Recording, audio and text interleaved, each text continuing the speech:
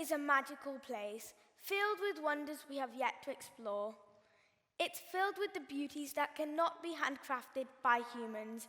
But in this era, we are witnessing one of the largest mass extinctions since the dinosaurs. And the animals are really suffering due to shrinking climate. And one of the key reasons our world is under threat is pollution. Air pollution, noise pollution, water pollution, and soil pollution. Pollution is everywhere. We might not realize it, but all of us might have created any of these pollutants in our world accidentally or on purpose. We need to remember it's not just our home, it's also home to thousands of other animals and tiny insects, and they are struggling to adapt to the fast-changing world. Let me give you a few examples of how the changing climate can affect animals forever. Sea turtles, my favorite creatures. Only 1 out of 1,000 hatchlings would survive to be an adult, and when they hatch in the night, they follow the moonlight and the starlight reflections to reach the sea. But the artificial lights around the coast cause a bigger problem for these turtles. Due to the lights, the hatchlings get confused and disoriented, and they end up running in the opposite direction to sea, go in circles, or even stay motionless. Not just the sea turtles, the pufflings also wait for the night to jump off from the high cliffs and fly towards the moon to reach the sea. But the city lights are often confused as the moon by the pufflings, and they end up crashing into the streets. This is not everything. Every animal, including humans, needs a way to communicate.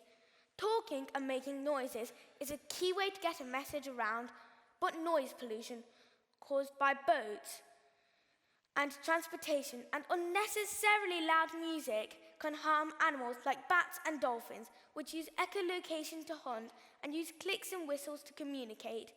But if their calls are masked by boats and other loud sounds, they won't be able to hunt or warn their pod about hungry predators. Biodiversity on land is shrinking due to the excessive use of pesticides. Deforestation is shrinking the population of the arboreal animals and majestic tigers, leading to human-animal conflict. Water pollution has a more direct impact on sea life. Beautiful whales and magnificent turtles are being fed plastic instead of their normal food. Seabirds are being stranded by fishing nets, and the rising temperatures of the Arctic is leaving the polar wildlife at risk. I went to the Arctic to investigate how climate change is affecting wildlife and what we can do to help. Walking on the glaciers and seeing the ice melt made me very emotional. It's heartbreaking to see these animals suffer. Climate change is something we cannot stop, but we can definitely try and slow down, giving these incredible animals some time to adapt. We have many conservation projects focusing on restoring nature. The behaviors and health of the animals are being observed and monitoring from space. Endangered animals are being protected, and habitats around the world are being secured. But this is not enough.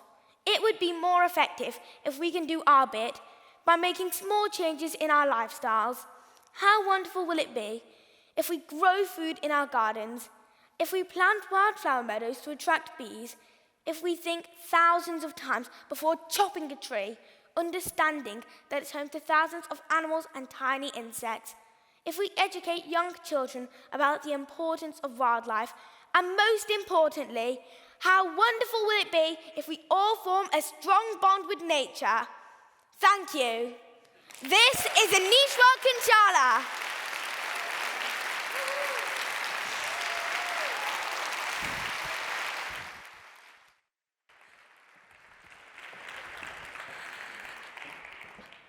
Aneeshwar Kunchala.